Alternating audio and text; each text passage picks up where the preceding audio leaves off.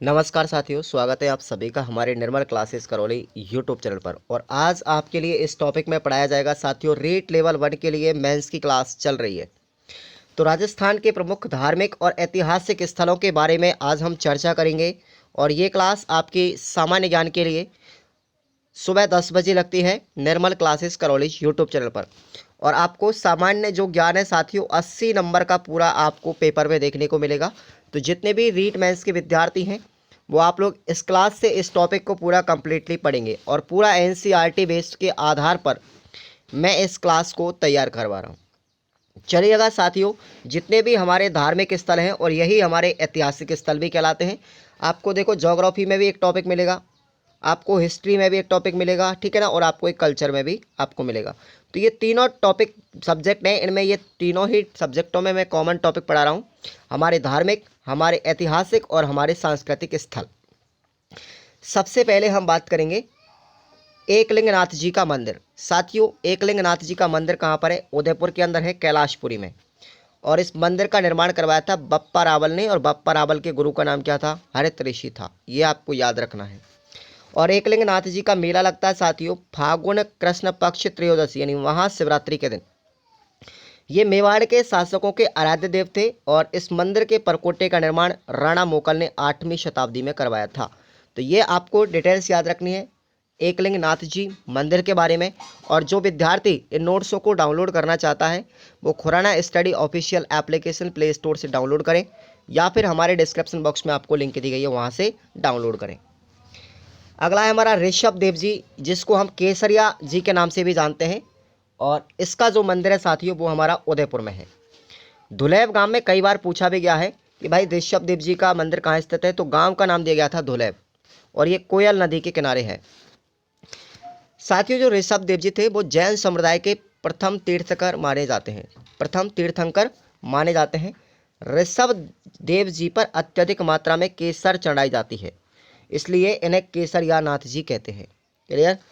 ऋषभ देव जयंती मनाई जाती है चैत्र कृष्ण नवमी को, और इसका मेला लगता है साथियों चैत्र कृष्ण अष्टमी तथा नवमी को लगता है। 2 दिन इसका मेला आयोजित होता है दुलेब गांव में।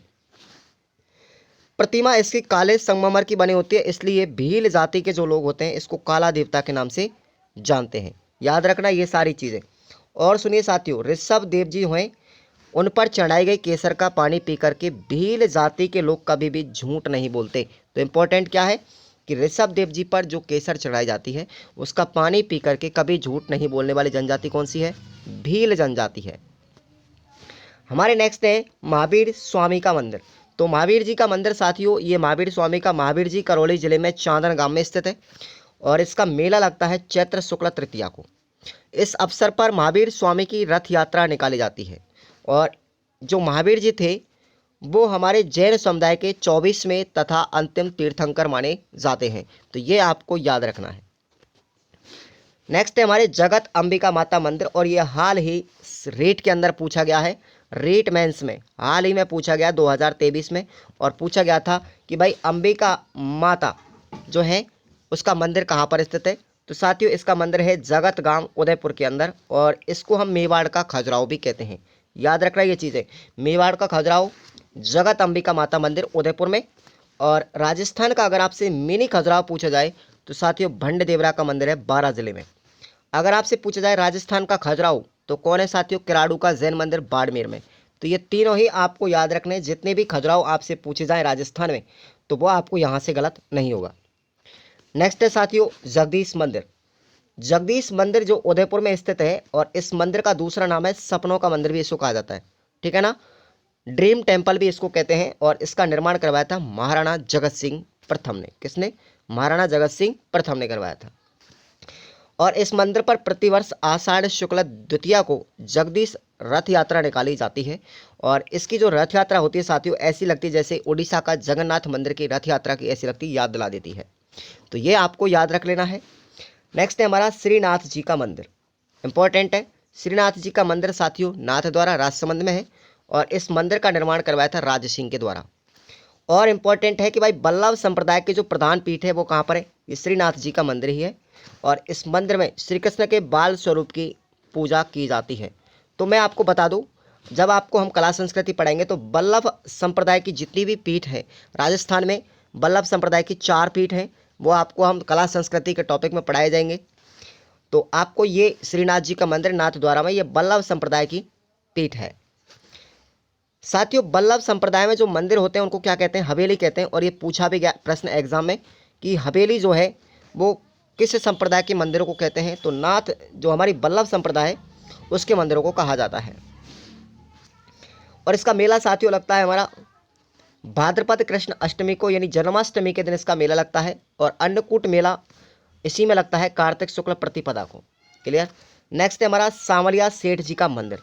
ये लगता है साथियों मंडफिया चित्तौड़गढ़ के अंदर, मंडफिया चित्तौड़गढ़ के अंदर लगता है। और सांवलिया सेठ जी का मेला है साथियों वो भाद्रपद शुक्ल एकादशी को जल झूलनी 11 के दिन यहाँ पर मेला लगता है। और सांवलिया सेठ जी की सवारी भी निकाली जाती है। समझ में आ रहा हो साथियों? तो एक बार वीडियो को लाइक जरूर कीजिएगा और चैनल को सब्सक्राइब जरूर करके रखें। नेक्स्ट है हमारा आवरी माता का मंदिर। आवरी माता का मंदिर इंपॉर्टेंट है और ये निकुंबा नामक जगह पर चित्तौड़गढ़ जिले में स्थित है।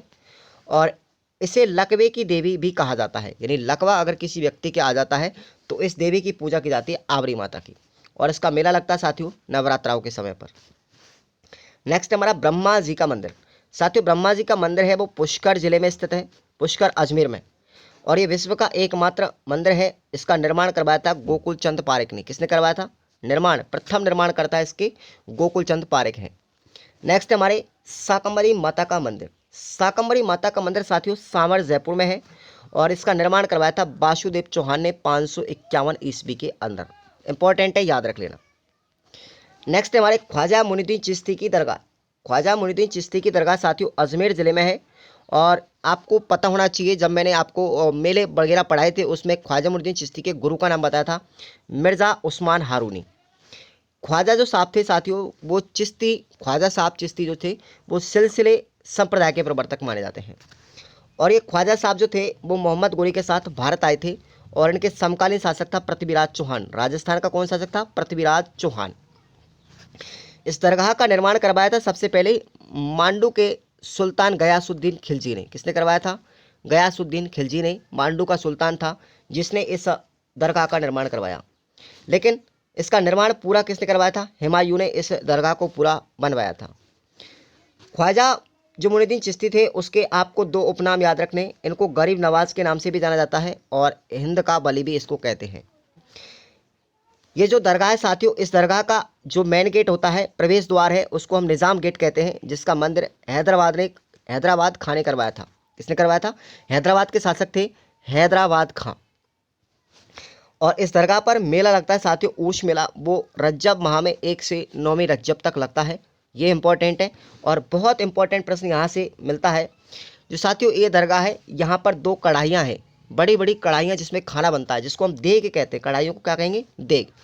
तो इनमें से जो बड़ी देग है साथियों, बड़ी देग का निर्माण करवाया था, बड़ी कढ़ाई का निर्माण करवाया था अकबर ने।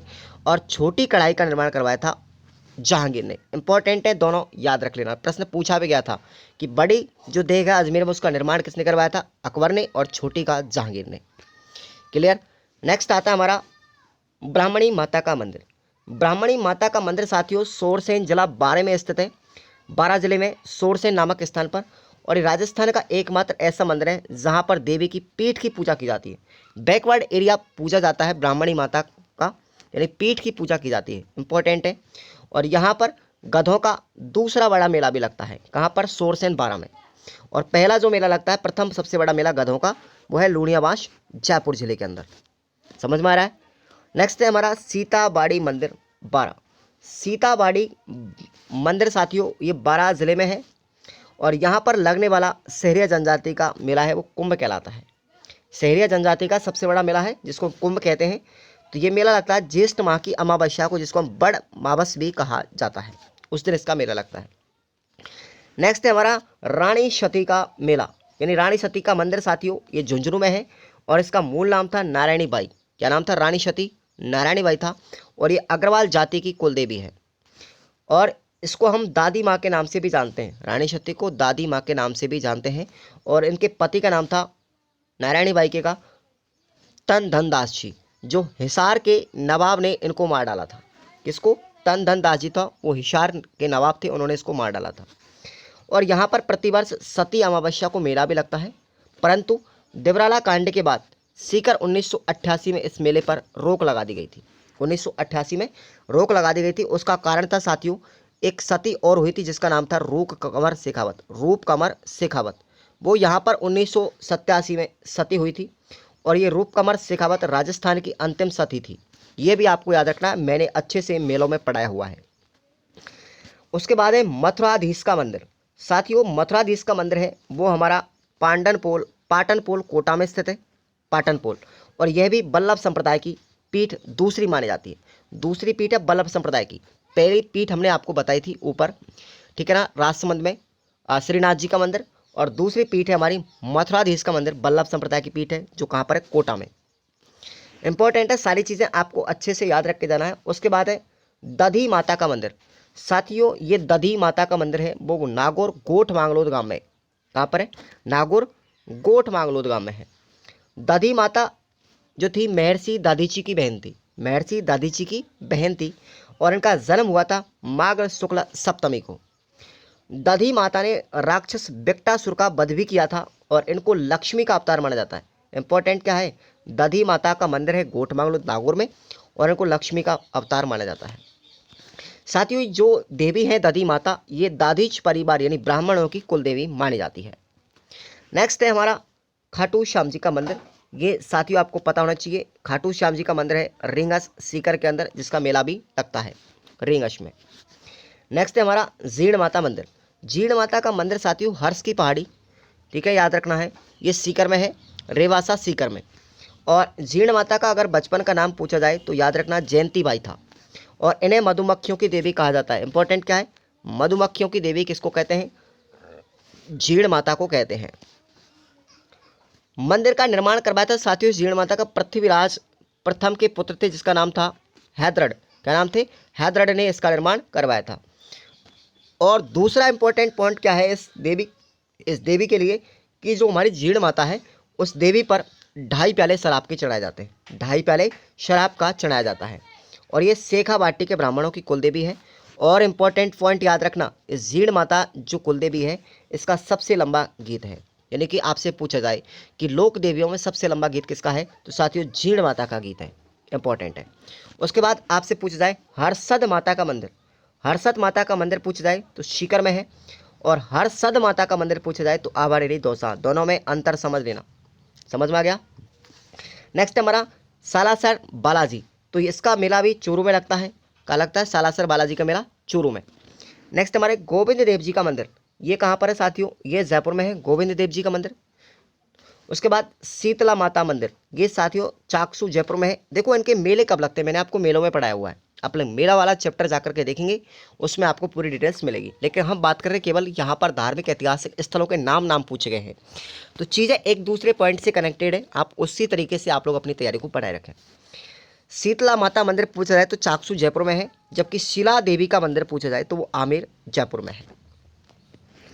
नेक्स्ट हमारा जगत शिरोमणि मंदिर। साथियों जगत शिरोमणि मंदिर अलग है, ये हमारा जयपुर में है, और इसको कनकावती के द्वारा बनवाया गया था। कनकावती याद रखना, मानसिंह कछुआ प्रथम की पत्नी थी, जिसका नाम था कनकावती, उसने बनवाया था ये जगत शिरोमणि मंदिर अपने पुत्र की याद में। नेक्स्ट है त्रिनेत्र गणेश जी का मंदिर, ये सवाई माधोपुर के अंदर है। और आपसे पूछा जाए घुश्मेश्वर महादेव मंदिर, तो साथियों ये सवाई माधोपुर में है, याद रखना कहाँ पर, सिवाड़ में। सिवाड़ में यह है घुश्मेश्वर महादेव मंदिर, जहाँ पर महाशिवरात्रि को मेला भी लगता है। और यहाँ माँ से जो घुश्मेश्वर मंदिर है साथियों, जो शिवलिंग है यहाँ की, वो बिल्कुल ऐसा 12वां ज्योतिर्लिंग है जो पूरी तरीके से पानी में डूबा हुआ है, पानी में डूबा हुआ ज्योतिर्लिंग है, और इसको भगवान शंकर का 12वां ज्योतिर्लिंग माना जाता है घुश्मेश्वर महादेव मंदिर में। नेक्स्ट हमारा बीजासनी माता का मंदिर, साथियों खोरी गांव करौली जिले में है। खोरी गांव आप लोग जाएंगे कभी करौली जिले में तो पड़ता है अपना बीजासनी माता का मंदिर। नेक्स्ट है साथियों केला देवी का मंदिर, आप लोगों ने सुना होगा, केला देवी का मेला लक्की मेला माना जाता है, और ये केला देवी गांव करौली में स्थित है, ठीक है ना। केला देवी मंदिर केला देवी गांव करौली में स्थित है, और इस मेले में लांगुरिया गीत गाए जाते हैं, लांगुरिया गीत गाए जाते हैं, याद रखना है ये आपको, लांगुड़िया गीत और लांगुड़िया नृत्य किया जाता है। और साथियों ये मीणा जनजाति की, बिल्कुल मीणा जो जनजाति है उसकी ये आराध्य देवी भी मानी जाती है। नेक्स्ट है सुंदा माता मंदिर, साथियों जालोर में है। सुंदा माता मंदिर जालोर में है और यहाँ पर सुंदा माता रोप वे बनाया गया, जो राजस्थान का प्रथम रोप वे था, प्रथम रोप वे सुंदा माता मंदिर पर। मैंने आपको सारी चीज़ें ऑलरेडी पहले पढ़ा चुका हूँ और कला संस्कृति में हम और डिटेल से बात करेंगे। नेक्स्ट हमारा मदन मोहन जी का मंदिर, साथियों मदन मोहन जी का मंदिर ये हमारा करौली में है और ये गौड़िया संप्रदाय जो है हमारी उसकी खंडपीठ है, गौड़ीय संप्रदाय की पीठ मानी जाती है। ठीक है, कला संस्कृति में हम विस्तार से बात करेंगे। नेक्स्ट हमारा नारायणी माता का मंदिर, साथियों ये अलवर में है, नारायणी माता का मंदिर।